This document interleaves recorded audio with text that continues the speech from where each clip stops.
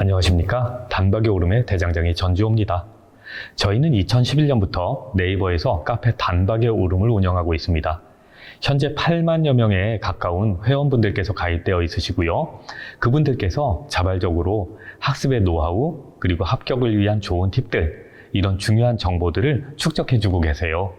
그리고 저희도 여러분들의 학습에 도움을 드리려고 여러 가지 학습 정보들을 올려놓고 있습니다.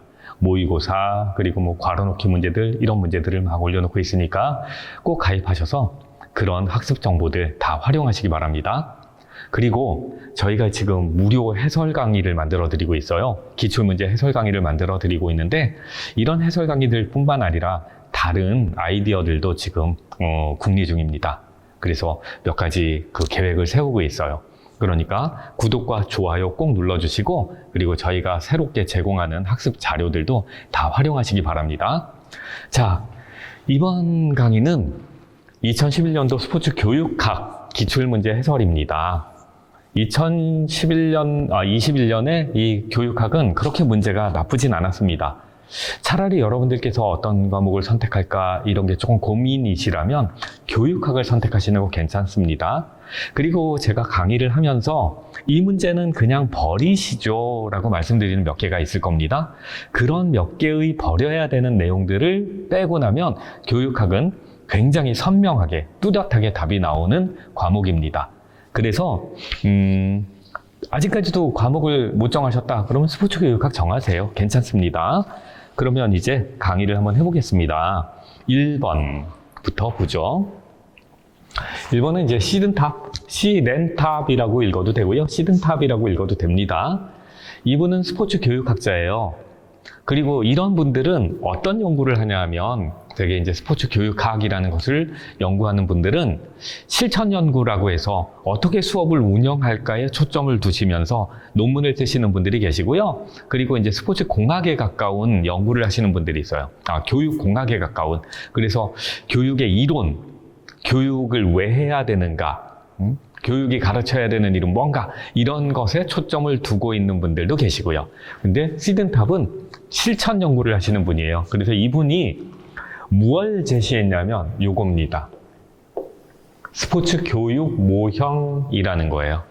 박식하고 열정적인 그런 스포츠인을 길러내보자, 이런 모토로 스포츠 교육을 하는데, 예전에는 왜 기능에 초점을 두면서 교육을 했잖아요.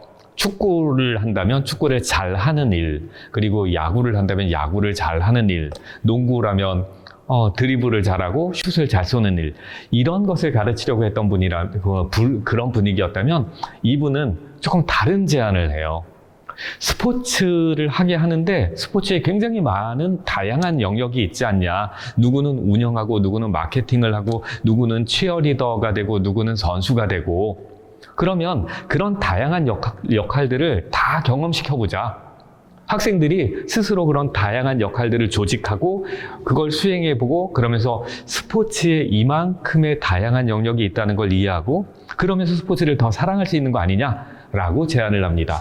그런 교육의 모형이 바로 스포츠 교육 모형입니다.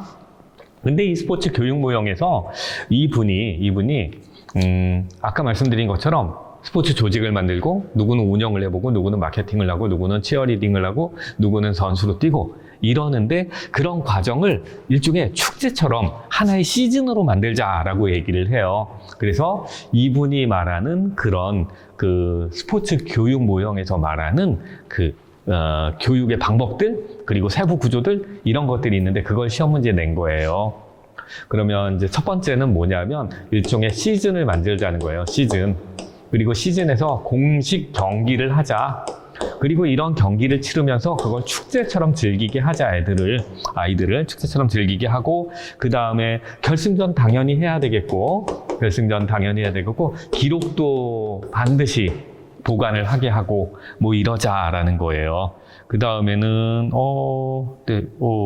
하나가 빠졌군요. 네, 어쩐지 6개여야 되는데 제가 얘기를 하나 빼먹었어요. 뭐냐면 시즌을 만들고 경기를 하고 결승을 치르고 이러려면 팀을 구성해야 되잖아요.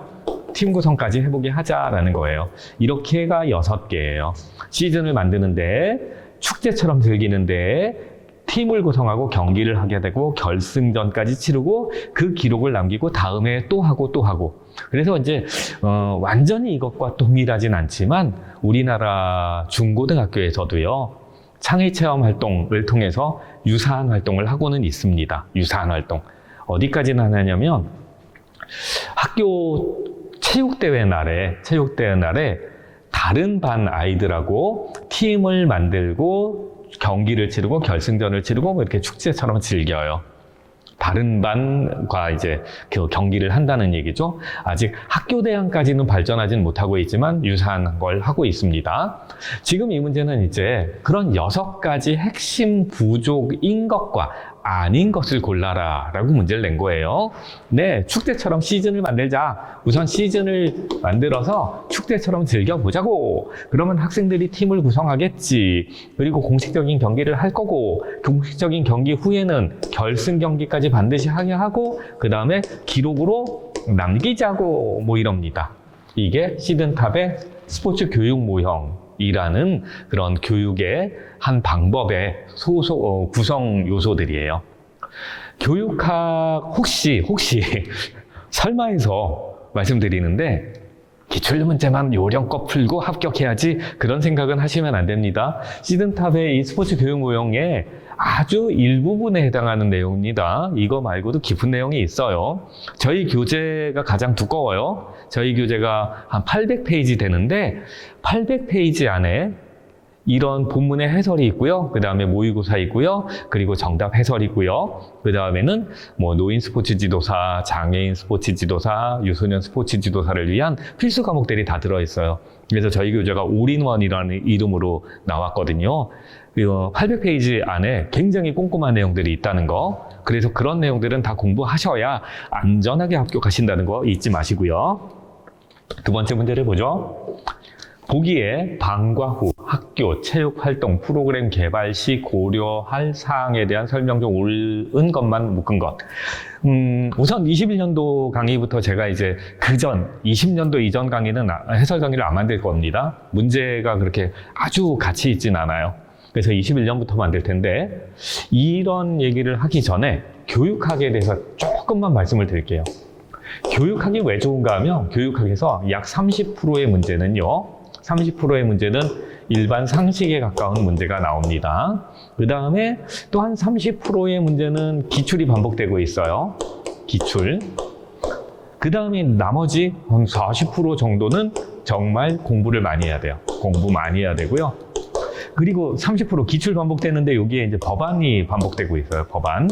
근데 법안이 반복되는 거 답만 외운다 그래서 문제가 풀리진 않는다는 거죠. 그래서 실제로 40%를 맞추기 위해서 공부하는 거고, 교육하기 좋은 건 상식에 가까운 문제가 30%나 나와주기 때문에 얻어 걸리는 문제가 좀 많습니다. 지금 같은 경우도 마찬가지예요.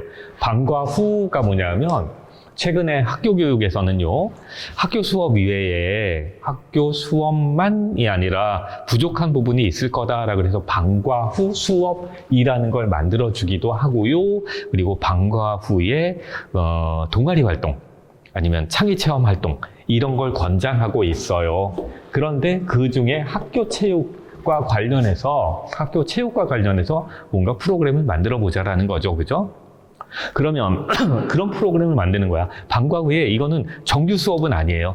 그냥 아이들이 자발적으로 나 거기에 참여할래 하고 모여드는 그런 프로그램이에요. 그러면 어떻게 만들면 되겠습니까? 우선 학습자의 적성과 흥미를 고려하자라 그랬는데 괜찮은 것 같은데요? 왜냐하면 그래야 자발적으로 참여하는 아이들이 늘 테니까. 두 번째, 구체적인 목표와 미래 지향적 방향을 설정하자라고 했는데 그것도 괜찮네요. 막연한 목표 그리고 뭐 구시대적인 그런 방향 이런 거보다는 이게 좀 더 맞잖아요. 그럼 상식적으로 요거 두 개 맞겠다. 그 다음에 교육과정과의 연계보다는 프로그램 특성을 고려하자 그랬는데 교육과정하고 연계되는 게 훨씬 더 효율이 높지 않겠어요? 교육과정에서 농구를 하고 있어. 그러면 방과 후 프로그램에서도 농구를 해주면 아이들이 정규 수업에서 배웠던 걸 실제로 한번 사용해 보기도 하고요. 그런 기술을 하고 도움이 될 것 같은데요. 그러니까 연계보다는 1억 차라는 건 틀렸다라고 봐도 되겠죠. 상식적으로 접근이 되잖아요. 그 다음에 학교 체육시설, 지도 인력, 예산 등은 제약 없이 사용해도 된다고요? 무슨 소리? 자, 이 방과후 수업에는 스포츠 지도자도 참여할 수 있습니다. 스포츠 지도자가 될 수 있어요. 방과후 수업에선. 그러면 그런 사람들 데려다가 이제 여러분들인데요. 여러 선생님들이 그런 일을 하실 텐데 공짜로 가겠습니까? 예산 편성되어 있어서 우리한테 임금을 줘야 거기 갈 거 아닙니까? 그죠? 지도 인력에는 또 학교 선생님들도 포함돼요. 그런데 학교 선생님들 퇴근 안 하고 아이들 돌봐주는 건데, 아이들하고 이런 프로그램을 운영해 주는 건데 예산 편성 안 한다고? 말도 안 되는 얘기죠. 그죠? 그러니까 이것도 틀렸잖아요. 그러면 답은 기역, 니은이어야 되는데 1번이 있네요. 자, 이런 건 일반 상식과 가까운 문제니까 이렇게 푸셔도 됩니다. 그 다음에 이제 3번이네요. 보기에 기역, 니은에 해당하는 용어가 바르게 연결된 것은 이라고 했습니다. 이 문제는 스포츠 교육이 언제부터 그 교육으로서의 가치를 가졌는가의 문제예요. 연배가 좀 있으신 분들, 저보다 이제 선배님이신 분들은 학교 다니실 때 체육 시간에 뭔가 프로그램이 있는 것 같지 않았잖아요. 그냥 공 하나 주고 실컷 뛰어라 뭐 이랬던 거고, 그보다 더 연배가 높으신 분들 같은 경우에는 이게 체육이야 아니면 체조야 막 싶을 정도로 이상했었죠. 그죠? 그랬다가 어느 순간부터 체육이 정규 교과 과목으로서의 가치를 인정받은 겁니다. 정규 교과 과목으로서 인정을 받은 거예요.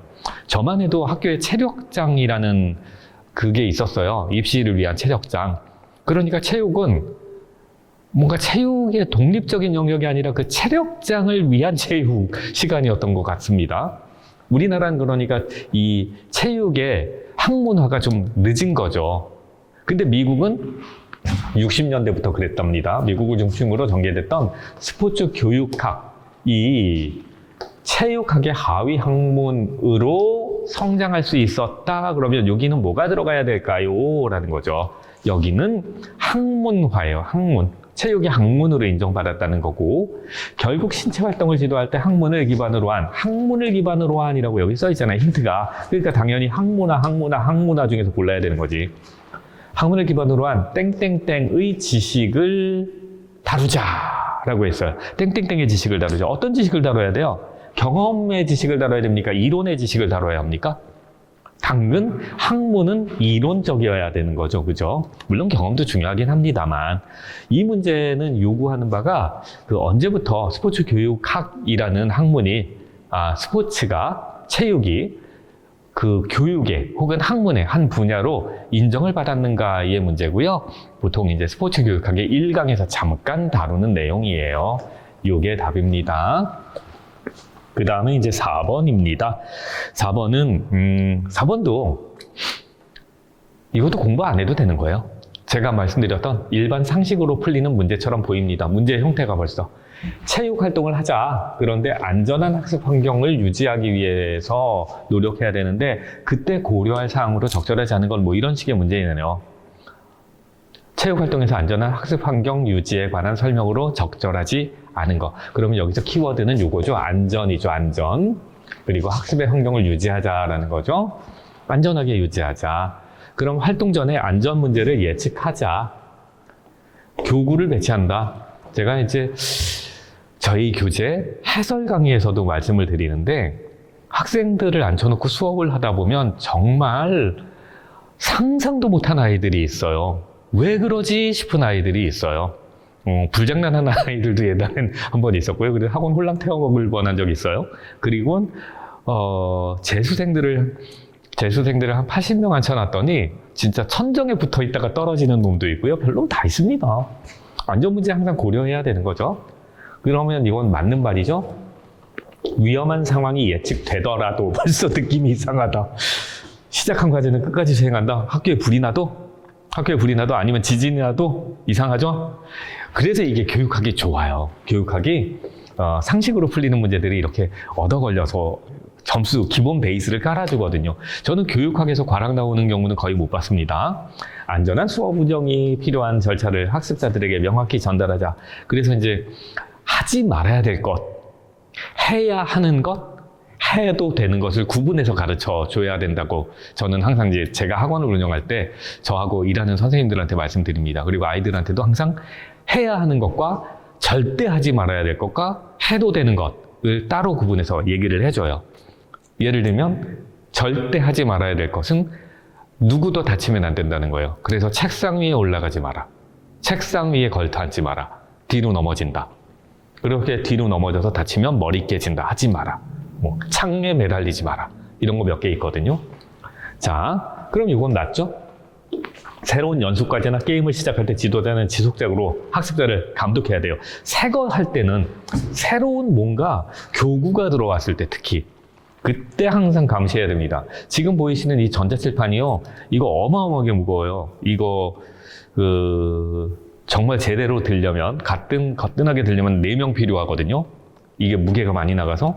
근데 이걸 갖다 놨더니 이 자식들이 이걸 막 흔들고 있고 이럽니다. 그래서 이제 이런 거 도구, 새로운 연습과제, 뭐 새로운 게임 이런 거 할 때는 항상 주의를 주고 관리하고 해야 됩니다.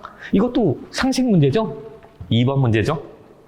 그 다음에 이제 5번이네요. 5번은, 네.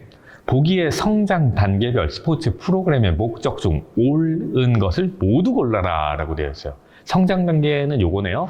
유소년에서 청소년으로, 청소년에서 성인으로 성장할 때 그러면 각각 이 단계별로 스포츠 프로그램의 목적이 좀 달라져야 된다는 거죠.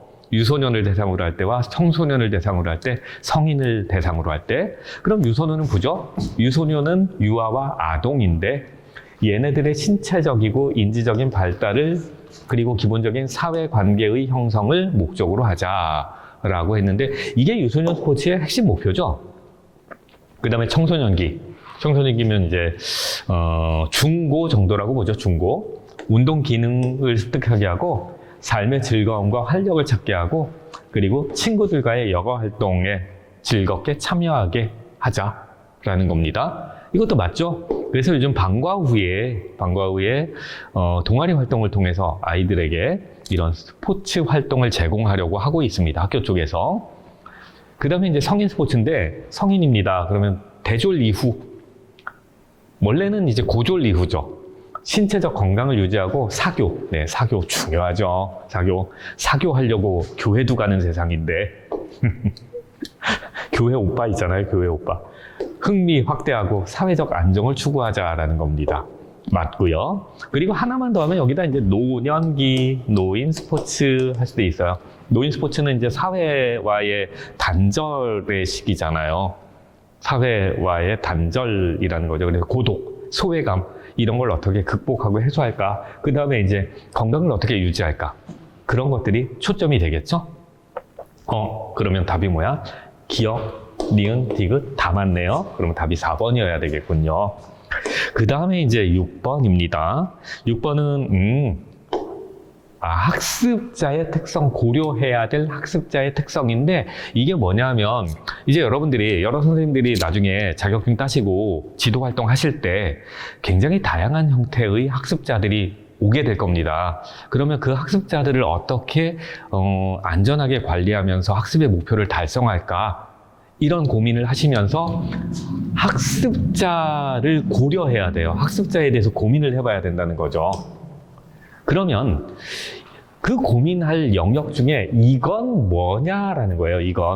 요건 학습자의 성별, 연령, 그리고 환경적 요인 이런 것들의 학습자의 개인의 차를 고려해 보자는 거예요. 학습자가 여성인가 남성인가 몇 살인가 그리고 어떤 환경에서 자랐는가 이런 걸 고려해서 학습의 단계를 결정하자라는 거죠.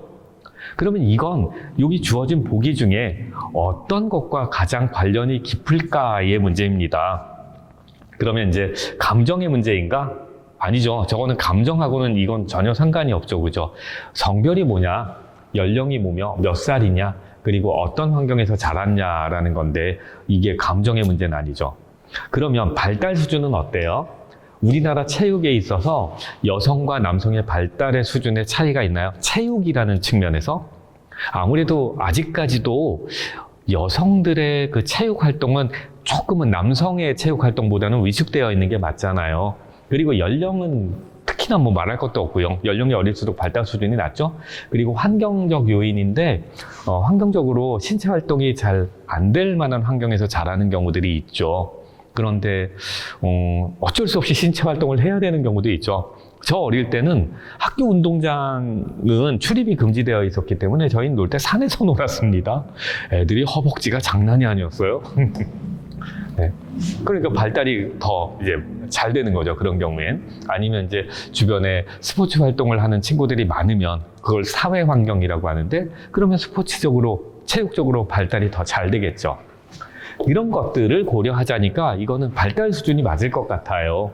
그리고 공감, 다른 사람에 대해서 이해나 연민의 감정을 잘 가질 수 있는가? 잘 모르겠고요. 동기유발, 이건 동기유발하고는 상관이 없겠죠. 그죠? 그래서 답이 2번인데, 근데 이런 문제는 시험 끝나고 나면 답이 보입니다. 시험 끝나고 나면 답이 저 하고 있는 게 보이는데, 시험 전에는 잘 안 보입니다. 시험 중에는 안 보입니다. 시험 볼 때는. 그때는 우리가 각성이 좀 높아져 있고요. 긴장도 되어 있고 막 이래서 이게 머리가 보통 때보다 좀 덜 돌아간다라고 보면 돼요. 뻑뻑하게. 그래서 이런 부분은 상식으로만 풀리진 않고 좀 미리 공부를 할 필요가 있어요. 이건 어느 파트에서 나오냐면 그 지도의 실제, 지도를 실제로 할 때 학습자를 어떻게 분석을 하자, 뭐 이런 내용에서 스포츠 교육학에서 다룹니다. 그 다음엔 이제 스포츠 지도자의 자질과 지도 방법에 관한 내용. 이거는 벌써 문제가 일반 상식에 관한 문제를 낼 것 같습니다. 자, 스포츠 지도자 빼도 돼요. 지도자라면 선생님들이 이제 나중에 지도 활동을 하실 거 아닙니까? 그러면 지도자시라면 지도자가 가져야 될 자질, 그리고 지도 방법이 어때야 되겠습니까? 1번, 우리는 당연히 높은 성품의 수준을 가져야죠. 인격적으로. 그죠? 그래서 저는 그런 사람하고 같이 일 못합니다. 제가 학원을 운영을 하고 있는데 욕을 하는 강사들하고는 저는 일 못합니다. 학생들이든 뭐든 술자리에서도 뭐든 욕을 함부로 해대는 사람들하고 저는 일 안 합니다. 그 사람의 성품이 높다라고 평가하지 않습니다. 저는. 그리고 누군가에게 모범이 될 거라고 생각하지 않습니다. 그러면 어쨌든 우리는 이런 모범이 되는 높은 성품의 수준을 가져야 되잖아요. 그럼 맞죠? 그러면 선수가 수단과 방법을 가리지 않고 승리할 수 있도록 지도하재요. 콧물을 흘릴 뻔했습니다. 왜냐하면 아니 스포츠 지도자 시험이라고 쫄아서 막 떨면서 갔는데 문제가 이따구로 나와. 오히려 이게 진짜 맞는 말이 아닐까라는 의심이 들 수도 있지 않을까요? 그죠? 말도 안 되죠, 이거? 그 다음에 지도자는 재능의 차원과 인성의 차원, 재능과 인성을 모두 다 가지자. 이거 맞겠죠?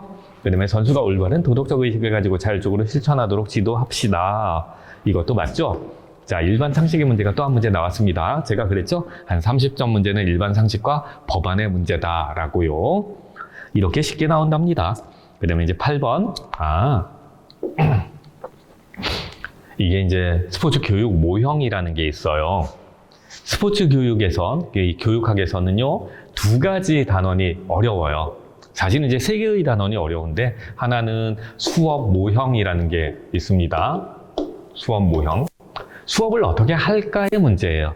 앞에서 이제 시든탑이라는 사람이 있었잖아요. 스포츠 교육. 그 스포츠 교육의 방법도 이 파트에서 배우고요. 그 다음에 이제 수업 스타일이라는 걸 배웁니다.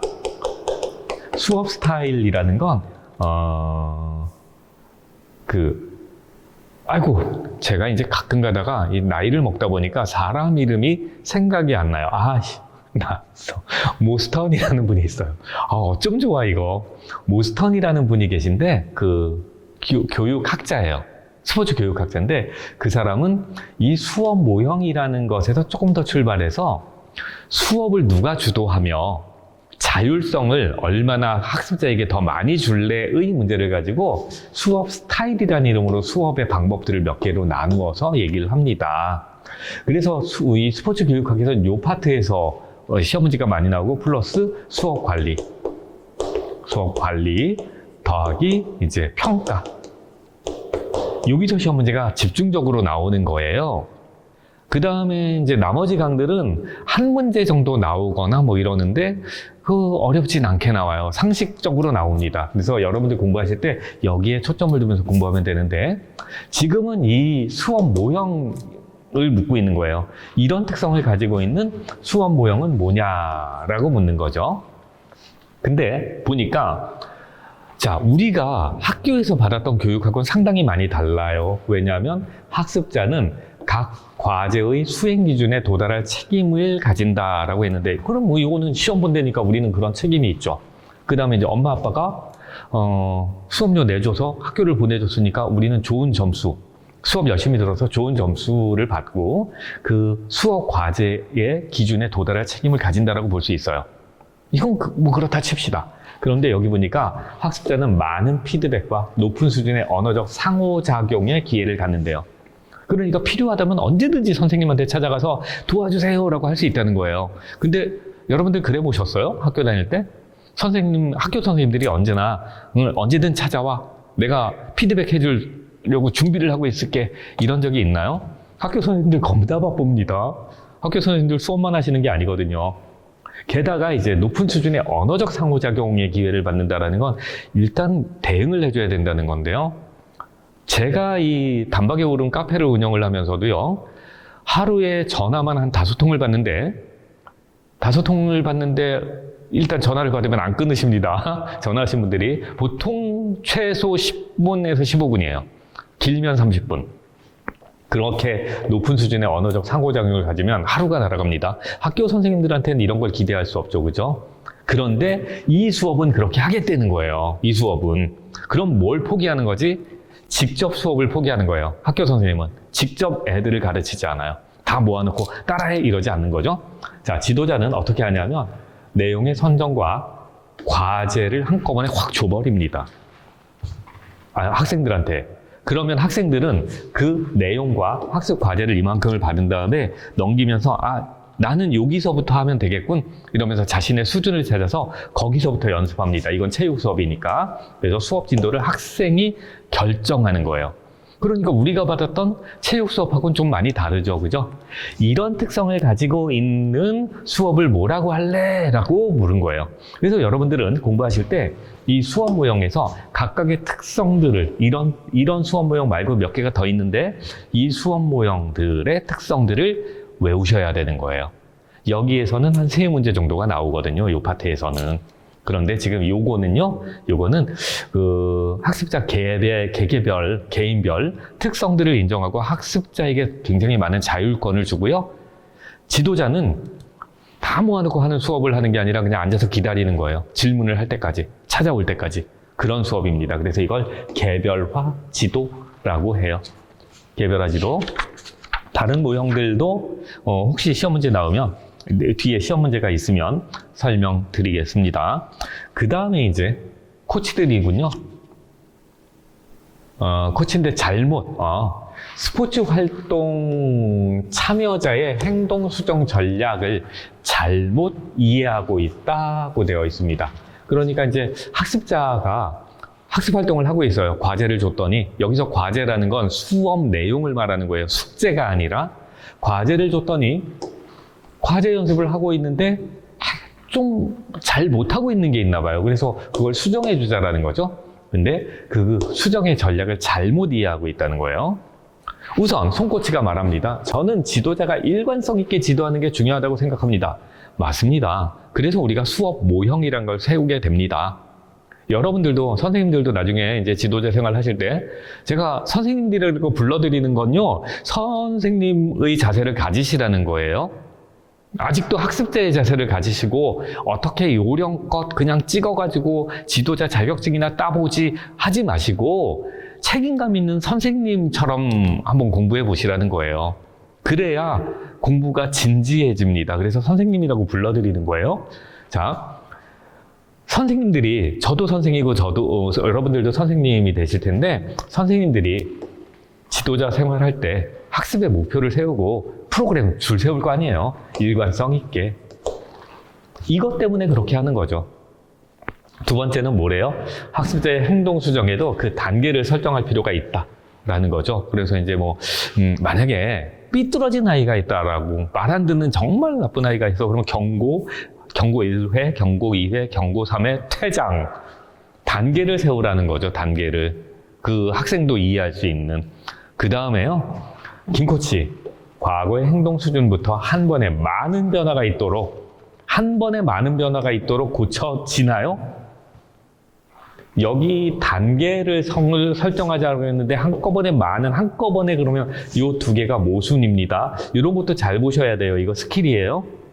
모순적인 얘기를 하고 있으면 둘 중에 하나가 답입니다. 그렇죠? 그 다음엔 목표 행동은 간단하게 진술합시다. 이거 좋아요. 목표되는 행동은 간단하게 진술해야 돼요. 그래야 학습자들이 알아듣기가 쉬워요. 그런데 그에 따른 결과는 고려하지 않아도 된다. 뭐죠? 결과를 고려해야죠. 왜냐하면 행동이 수정되고 있는지를 확인해야 된다는 거죠. 행동이 수정 안 되는 건 두 가지겠죠. 뭐냐면 내가 수정하는 게 서툴거나 잘못된 방식으로 수정하고 있다. 두 번째는 저 사람이 나의 수정의 요구를 받을 생각이 없다. 그러면 나를 고치거나 저 사람을 쫓아내거나 그래야 되는 거 아닙니까? 그쵸? 그러니까 결과를 봐야 되는 건데 결과를 고려하지 말래. 그러면 요게 맞습니까? 요게 맞습니까? 절대 학습자는 한꺼번에 변하지 않습니다. 단계별로 변화시켜야 돼요. 그래서 요 두 사람은 행동의 수정 방식에서 오류가 있어 보입니다. 네, 답이 4번이겠죠? 그 다음에 이제 10번이군요. 10번은, 이건 여러분들이 공부 안 해도 풀 수 있는 것이긴 해요. 이건. 박코치의 수업 일지 내용인데, 기억, 니은에 해당하는 용어가 바르게 연결된 것은? 이라고 했습니다. 그런데, 괄호에 들어갈 내용을 고르래요. 골프 수업에 참여한 학습자들이 골프의 규칙을 외우래요. 그 다음에 골프와 유사한 스포츠의 개념을, 특징을 이해하랍니다. 그런데 이제 이 교육의 과정에서 항상 세 가지를 중요하게 다뤄요. 교육에서는. 뭘 중요하게 다루냐면 학생들의 인지 능력을 키우자. 두 번째는 학생들의 정의성. 정의성이란 게 뭐냐면 저 오토바이들 정말 도덕성이라든가 도덕성이란 말밖에 왜 생각이 안 나지? 도덕성 정도로 하죠. 학생들의 도덕성 같은 걸 키워주자. 윤리의식 같은 걸 키워주자. 세 번째는 스포츠라면 심동적 영역을 키워주자. 심동의 영역이 뭐냐면 신체 능력을 말해요. 신체적 능력. 그래서 체력하고 기술 같은 걸 키워주자라는 겁니다. 스포츠 교육학에서는 이 세 가지를 중요하게 여기고요. 일반 교육학에서는 이 두 가지를 중요하게 여겨요. 그러면 지금은 골프 규칙을 알고 개념적 특징을 비교할 수 있는 능력을 키워라 라고 했으면 인지겠어요? 정의겠어요? 심동이겠어요? 앞에 이런 게 있는 거 보면 이거 중에 고르라는 얘기네요. 근데 이거는 인지 능력이에요. 지적 능력을 키우라는 겁니다. 그래서 여기는 인지가 들어가는 게 맞습니다. 그 다음엔 그럼 인지 들어가 있는 건 요거 두 개니까 이제 두 개 중에 어느 게 하나가 답이겠죠. 중략. 또한 각 팀의 1등은 다른 팀의 1등끼리, 2등은 2등끼리 점수를 분석해서 같은 등수에서 높은 점수를 얻은 학습자에게 정해진 상점을 부여하려고 합니다. 라고 했어요. 그러면 여기는 어떤 전략일까라고 했는데 두 개가 팀 토너먼트냐 아니면 학생팀 성취를 배분한 거냐예요. 지금 뭐 돌려붙은 거 있나요? 없나요? 토너먼트면 돌려붙어야 되잖아요. 근데 그런 거 없죠. 그죠? 그냥 1등과 2등을 나누어서 1등은 1등끼리, 2등은 2등끼리 해서 높은 점수를 얻은 학습자한테 뭔가 상을 줬대요. 그러면 학생을 팀으로 묶은 거고 그 다음에 성취에 따라 뭔가 보상을 배분해 줬다라고 해서 그걸 성취 배분이라고 보면 될 것 같아요. 여기서는 여러분들이 이제 토너먼트가 뭐야? 직소가 뭐야? 직소는 그냥 이렇게 쪼개는 거예요. 쪼개서 팀별로 나눠준다는 얘기거든요. 그러는 거고 그런 용어들만 좀 아시면 될 것 같습니다. 이번엔 11번 문제인데요. 이런 문제들을 버리고 가셔야 됩니다. 이런 문제들을. 법안 문제가 나오면 법안 문제가 한 3문제씩 나옵니다, 매년. 그런데 그 법안 문제는 다 못 외워요. 저희 규제에도 법안 문제들, 법안과 관련한 내용들을 수록을 했지만 그 법안의 핵심적인 내용들만 요점을 추려가지고 정리를 했어요. 그런데 그걸 외운다 그래도 이런 문제가 안 풀린다는 거죠. 그래서 법안 문제는 일부 포기하셔야 돼요. 저 하나만 보죠, 지금. 학교체육진흥법을 묻고 있는데요. 일부 개정된 내용까지 알아야 된대요. 그럼 12조, 그러면 학교체육진흥법이 쫙 있는데 그 중에 12조에 무슨 내용이 있는지를 알아야 된다는 거예요. 그걸 어떻게 알아? 그걸 공부할 거면, 그런 걸 공부할 거면 차라리 공인중개사가 나아요. 공인중개사는 법원 외워야 되거든요. 공인중개사가 훨씬 직업적으로 그 돈을 많이 벌 수 있는 자격증이잖아요. 그러니까 법안 외울 거면 그런 거 해야 돼요. 얘 못 외웁니다. 저도 못 외웁니다, 이건. 저는, 아이고, 목이 매네. 저는 그 교육학하고 사회학을 전공하는 사람이지, 그걸 이제 연구하고 가르치는 사람이고요. 그렇지, 이런 법안을 연구하는 사람이 아니에요. 그래서 저한테도 많은 걸 기대하지 마세요. 전 몰라요. 솔직하게 말씀드립니다. 모릅니다. 이제 이 문제의 답은 이거래요. 자, 옳지 않은 걸 고르는데 교육감은 이런 일을 원래 하지 않아요. 학교 운동부 지도자의 자질 향상 및 전문성 강화를 위해서 연수교육을 수립하고 이런 거 수립하는 사람들은요, 교육부 장관이거나 지자체장이거나 그래요. 교육부 장관.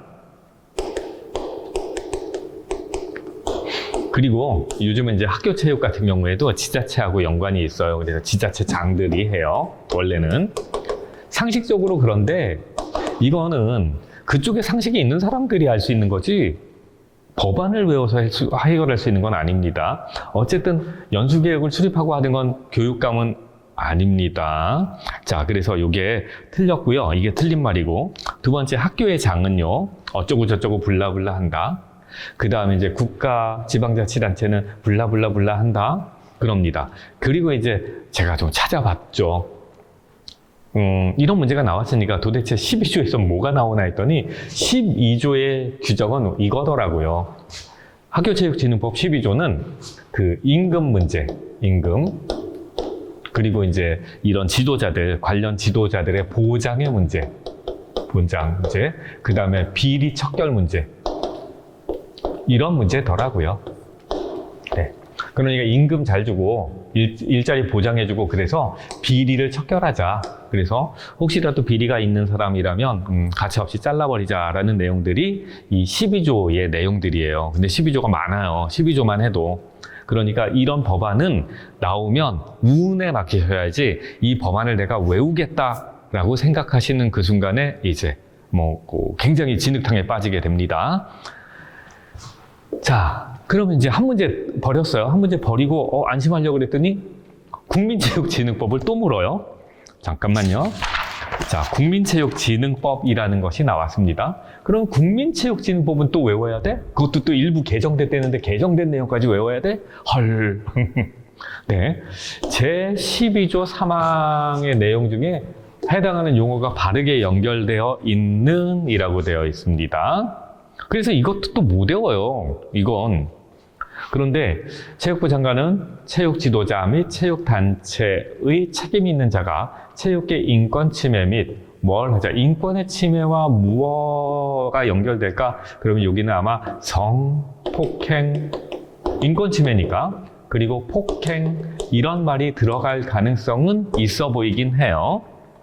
그리고 관련해서 뭐가 확정된 경우에, 이거 하다가 확정되는 경우에는 운영위원회 심의 의결을 거쳐서 인적사항 및 비위 사실을 공개할 수 있다고 했습니다. 그럼 뭐가 확정될까요? 자격정지는요, 그 다음의 문제예요, 항상. 그 다음의 문제예요. 그 다음에, 뭔가 유죄 판결이 난 다음에 자격정지되고 그 다음에 이렇게 하는 거예요. 그러면 이거는 느낌상 요거가 답이 될까 했었는데, 그리고 요게 답이 될까 했었는데 여기는 그게 아니네요. 그쵸? 자격정지는 이후에요. 여기에서 자격정지가 확정되는 게 아니라 뭔가가 유죄 판결을 받고 그게 확정되고 나면 자격정지 한 다음에 자격정지와 동시에 이걸 하게 되는 게 논리적으로는 맞아요. 그러면 저는 여기에 인권침해니까 당연히 폭행일 줄 알았는데 폭행이 지금 답이 아닌 거예요. 그럼 뭐겠죠? 그러면 스포츠 비리예요. 스포츠 비리고 유죄 판결을 받았을 때라고 연결이 돼야지 맞고요. 그리고 발표한 답도 2번인데 그런데 이게 이제 관련되는 어떤 법적인 상식이나 지식을 가진 분들한테는 이게 논리적으로 답이 나올 수 있는데 근데 그렇지 않은 분들한테는 이게 어려워요. 그럼 이걸 또 버려야 되는 문제예요. 이 문제는. 제가 자꾸 버리려니까 이상하다 저 사람 이럴 수 있는데요. 이 국민체육진흥법은요. 개정도 되고 양도 굉장히 많아요. 이거 외울 수 있는 양이 아니기 때문에 버리시라라는 겁니다. 제가 아까 말씀드렸죠. 이 스포츠 교육학에선 진짜 문제 집중적으로 나온 데는 스포츠 교육 모형하고 스포츠 스타일, 교육 스타일, 그 다음에 수업의 관리, 평가, 여기라고요. 그 세 개의 단원에만 집중해도 충분히 합격하거든요. 여기서 너무 애쓰지 마세요. 자, 이제 13번입니다. 13번은, 뭐예요? 모스턴. 아까 그 모스턴이죠? 수업 교수 스타일이라고 해요. 이 사람에 따르면 그 수업의 주도성, 그리고 자율성, 이것에 따라서 교사가 이걸 가질래? 교사가 가질래? 아니면 학습자가 가질래? 이에 따라서요. 여기서부터 여기까지 막 이렇게 수업의 방식들이 있어요. 한 11개 정도가 있단 말이에요.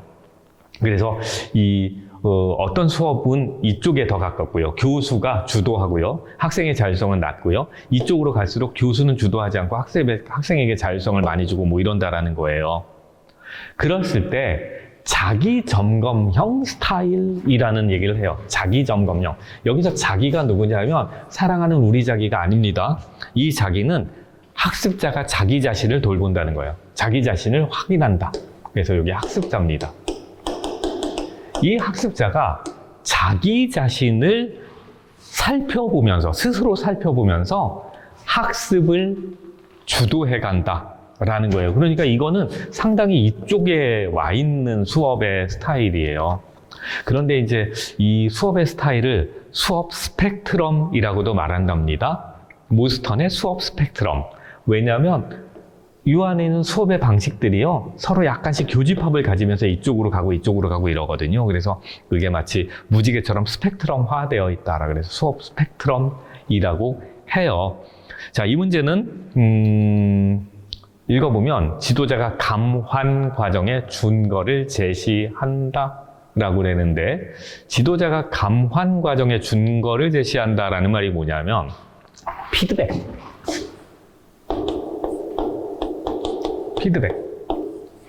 근데 이제 피드백의 준거를 지도자가 제시하는가 그랬는데, 이거는 이 자기 점검형에선 아니에요. 지도자는 거의 하지 않고 자기 점검하는 건 그 학습자예요. 근데 학습자의 능력과 독립성을 존중한다라고 돼 있어요. 그러니까 지도자가 학습자의 능력과 독립성을 존중하니까 학습자 스스로 자기를 점검하게 놔두겠죠.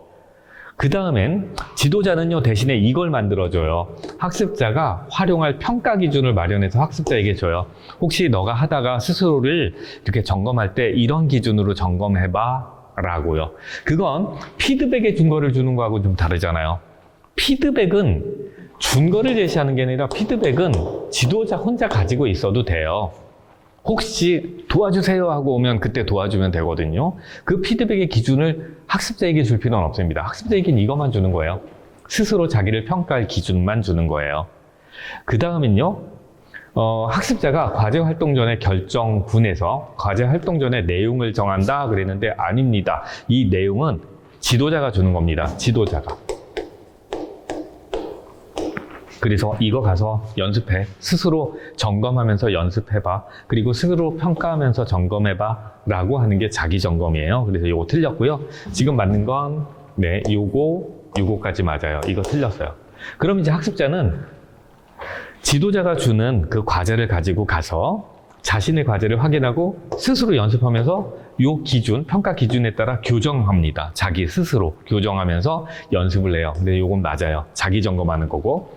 근데 학습 때는 동료와 피드백을 주고받는다 그랬는데 동료와 피드백을 주고받는 게 아니라 이건 혼자 하는 거예요. 혼자. 네.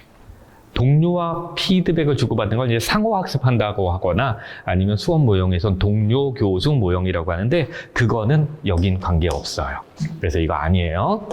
그런데 자 보세요.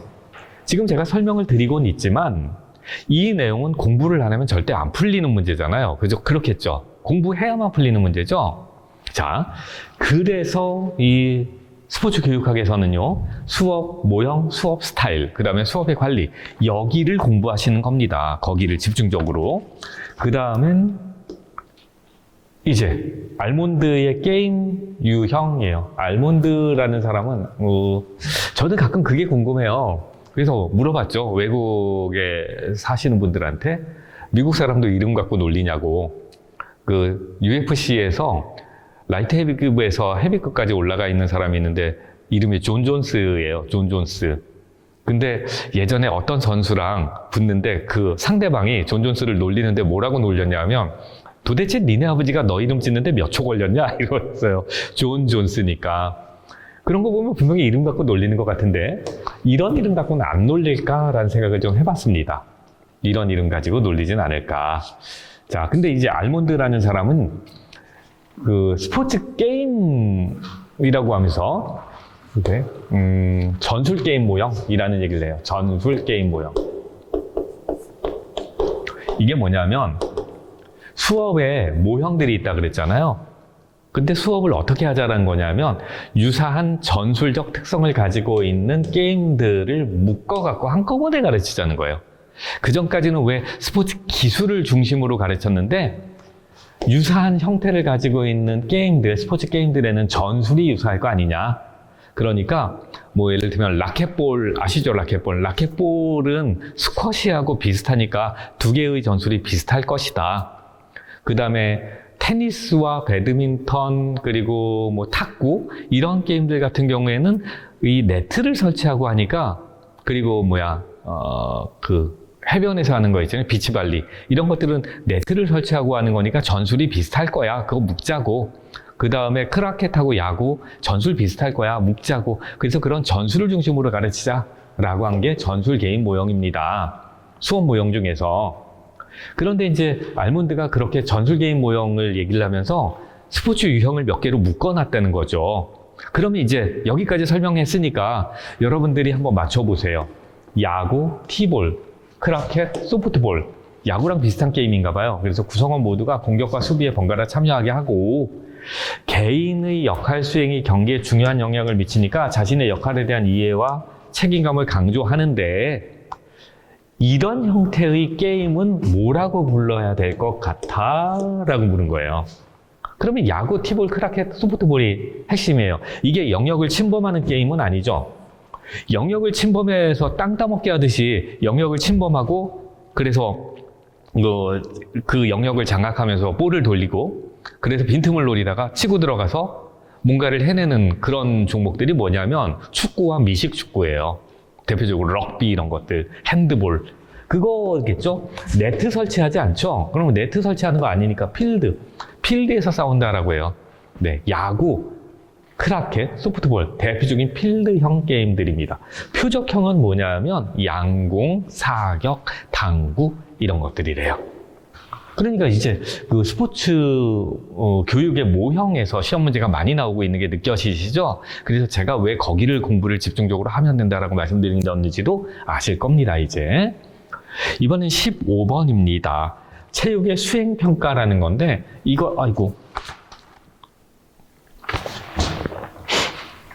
네, 체육의 수행평가라는 건데요.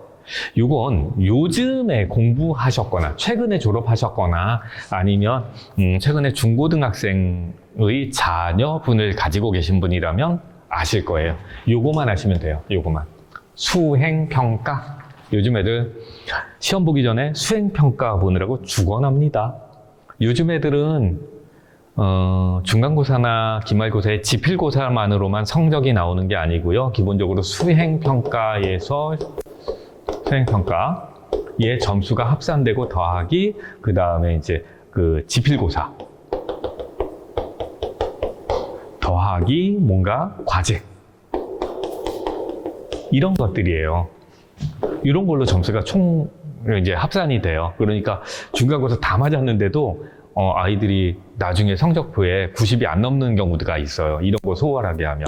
그럼 이제 지금은 수행평가인데, 수행평가가 뭐냐면 직접 해봐라는 거예요. 직접 해봐. 예전엔 지식으로만 뭔가를 하면 된다고 했는데 그거 말고 정말 해낼 수 있는가, 실제 행동으로 그걸 해낼 수 있는가를 확인해봐봐 라는 겁니다. 그게 수행평가의 핵심이에요. 그러면 여기서 이제 그런 걸 골라주시면 돼요. 그러니까 수행이 뭔지만 아시면 되는데, 수행을 모르시면 이제 외우시면 돼요. 자, 학습의 과정보다 결과를 중시한다라고 했는데, 결과 중시하는 건 요거예요. 요거 지필고사. 예전엔 지필고사로 결과 중시하죠. 저 같은 경우에는 몸이 좀 약하고 그리고 좀 꾀도 많고 해가지고 조금 몸 안 좋으면 학교 안 가고 그랬어요. 근데 제가 암기력은 정말 무지막지했거든요. 뭐 외우는 건 진짜 기가 막히게 외웠답니다. 그러니까 학교 안 가고 땡땡이 쳐도 시험은 잘 봐요.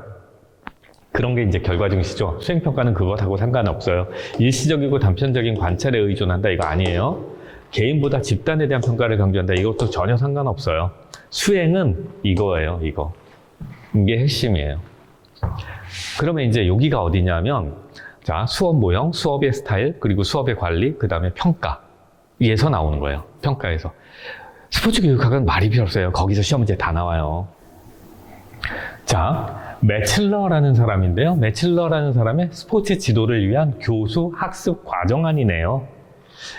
교수 학습 과정안이라는 건 그 중에서도 지도 계획안이네요. 교수 학습 과정이라는 건 이제 선생님들이 나중에 지도자 생활을 하실 때 이 수업의 목표를 만들 거 아니에요. 수업 계획서를 만들겠죠. 수업 계획. 이 수업 계획서를 만들고 어떻게 수업을 운영을 할 것인가의 문제입니다. 그러면 우선 그럴 때 학습의 목표를 먼저 세우겠죠. 그죠? 우선 학습 목표를 세웁니다.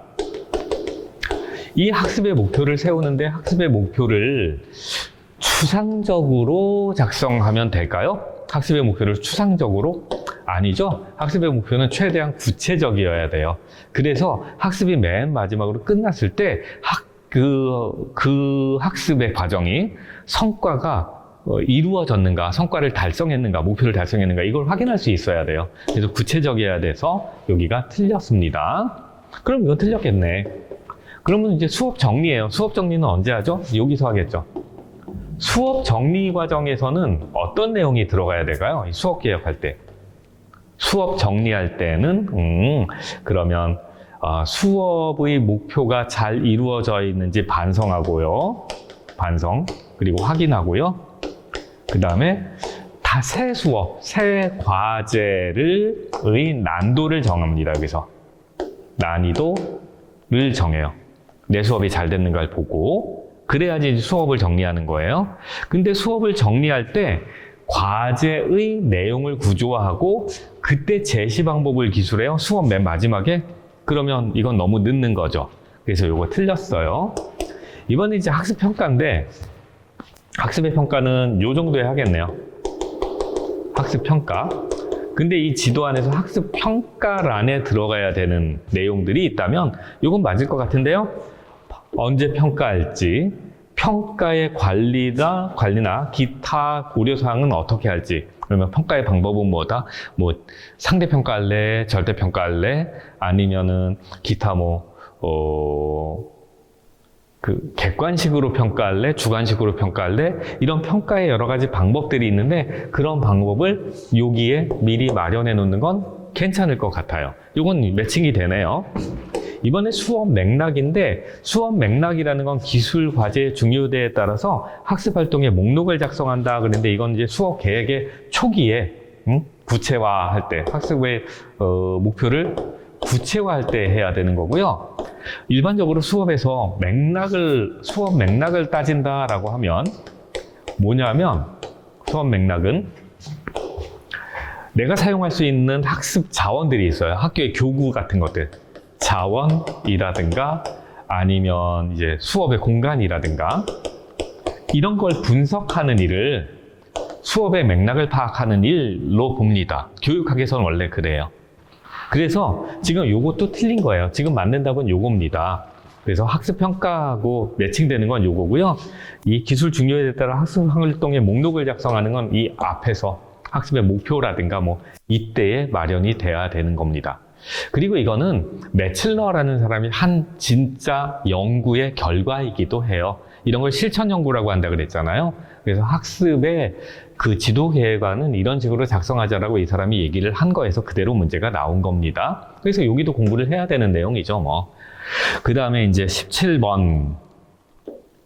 17번은 실제로 수업을 운영을 할 때 어떻게 운영할까의 문제입니다. 이건 실제로 수업을 관리할 때, 그럴 때 수업을 잘하려면 학생에게 적절한 질문을 하면서 수업을 이끌어 가라라는 거예요. 적절한 질문을 하라. 그런데 그 수업에서 할 수 있는 질문의 형태가 여기에 이제 써 있으니까 요거 가지고 해줄게요. 말씀드려 줄게요. 회상형 질문이 있어요. 회상형 질문. 회상형 질문이라는 건 회고형이라고도 하는데 저번에 우리가 공부했던 내용이 뭐니? 그거 기억나니? 지난 시간에 내가 설명했던 거 기억나니? 이런 식으로 질문하는 겁니다. 그래서 이미 경험했던 사실을 기억하고 있는지를 묻는 거죠. 그 다음에 이제 수렴형부터 해드릴게요. 수렴형 질문은요. 이거는 대학 정도에서 많이 사용을 하세요. 교수님들이. 어떻게 질문을 하냐면, 자, 바람직한 행동을 하려면 그 선수라면 어떤 자세를 가지는 게 좋을까? 뭐 이렇게 질문을 하는데 답을 일단 하나를 마련해 놓는 거예요. 응? 뭐 예를 들면 어떤 사람하고 어떤 선수가 있는데 그 선수들이 각각 이런 행동을 했어. 그 중에 어떤 선수의 행동이 가장 바람직할 것 같니? 이런 식으로 답을 정해놓고 생각을 하게 한 다음에 점점점 답으로 몰고 가는 겁니다. 그걸 수렴형이라고 해요. 그 다음에 이제 확산형이라는 건 이제 학생에게 자율성을 훨씬 더 많이 줘요. 네가 생각하는 좋은 행동은 뭐니? 이런 식으로 물어요. 그게 확산형. 그리고 가치형은 옳고 그름을 따지게 만드는 거예요. 이런 행동은 옳긴 한 거야? 뭐 이렇게. 바람직한 거야? 이런 걸 묻는 거죠. 그런 질문들이 있습니다. 그런 다양한 질문의 형태를 활용하면서 수업을 해라라는 거죠. 그런데 이제 이 코치가 야, 너 지난 시간에 내가 설명했던 거 기억나? 이렇게 물었어요. 이게 뭐겠어요? 지난 시간에 설명했던 거 기억나라고 물으니까 이게 회상형 아니면 회고형이겠죠. 그죠? 그러면 이건 뭐겠어요? 이건 작전판에 그림을 막 그려줘요. 그래서 상대팀 선수가 중앙으로 드리블해서 돌파하려고 해. 우리가 수비하는 방법들이 뭐가 있을까? 라고 물어요. 그러면 답을 정해놓은 거예요? 아니면 너가 답을 마련해 보라라고 요구하는 거예요? 답을 마련해 보라라는 거죠. 그죠? 그러니까 하나의 답을 정해놓고 그림 몰고 가는 게 아니에요. 그러면 이건 수렴이 아니라 이건 확산형입니다. 확산.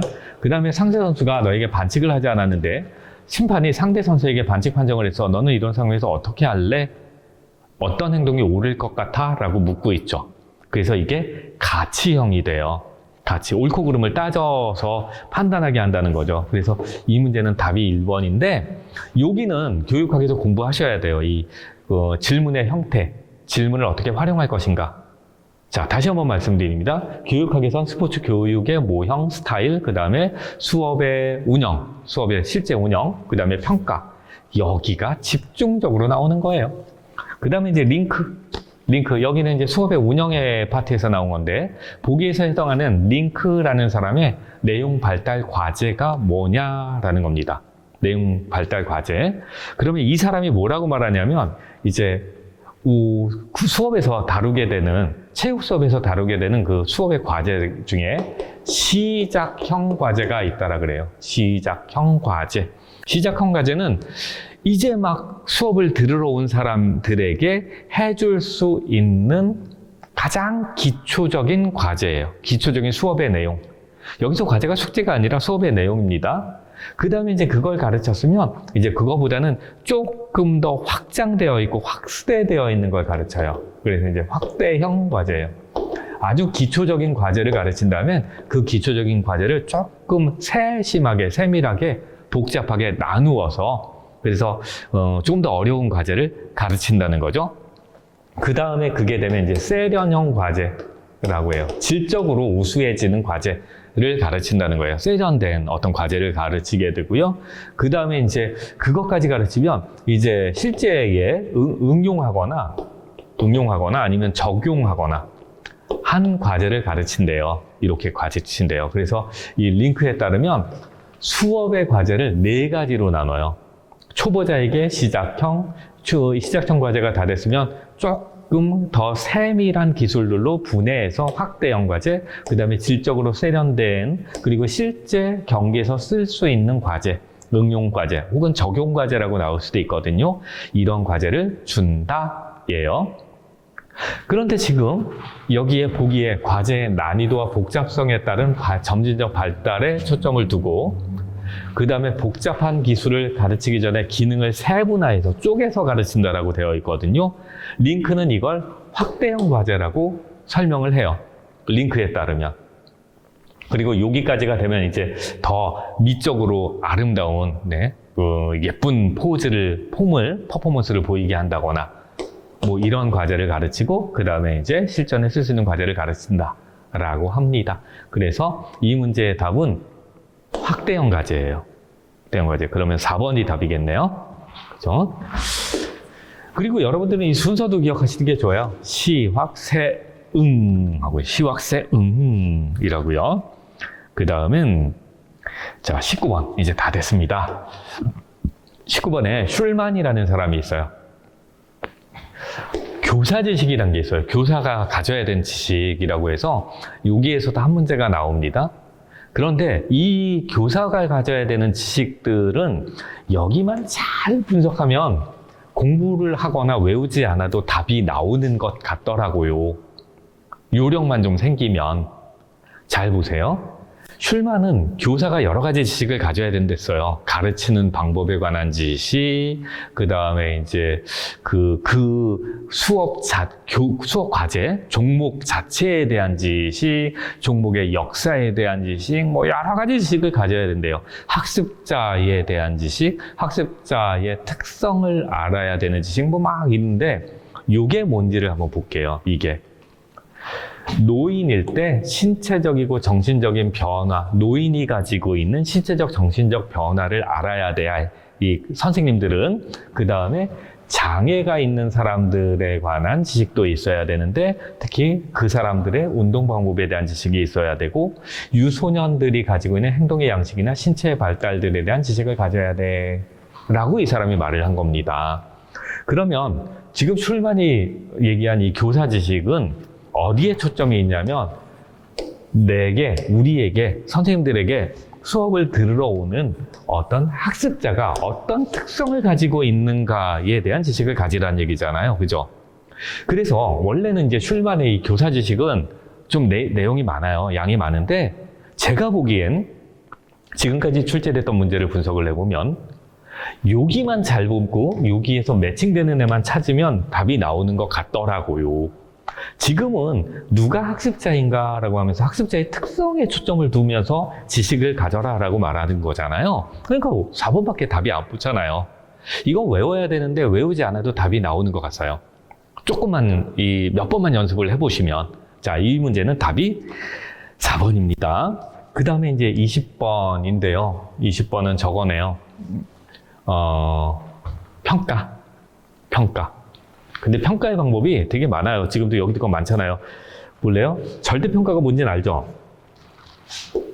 절대평가라는 것은요, 절대적인 기준을 마련해 놓고 그 기준에 맞춰서 점수화한다는 거예요. 그래서 옛날에 수, 우, 미, 양가, 요즘은 A, B, C, D, F 이렇게 몇 점 이상은 A, 몇 점 이상은 이렇게 절대적인 점수를 정해 놓는 거죠. 상대평가는 그 그룹에 속해 있는 사람들 중에 몇 퍼센트에 속하는 점수인가를 따져서 등급을 매기는 거잖아요. 그래서 수능의 등급, 아니면 내신 등급, 이런 거죠. 그게 상대평가. 동료평가는 학습자들 둘을 짝을 지어서 둘이 서로가 서로를 평가하게 만드는 거예요. A가 B를, B가 A를 이렇게 평가하게 만드는 거.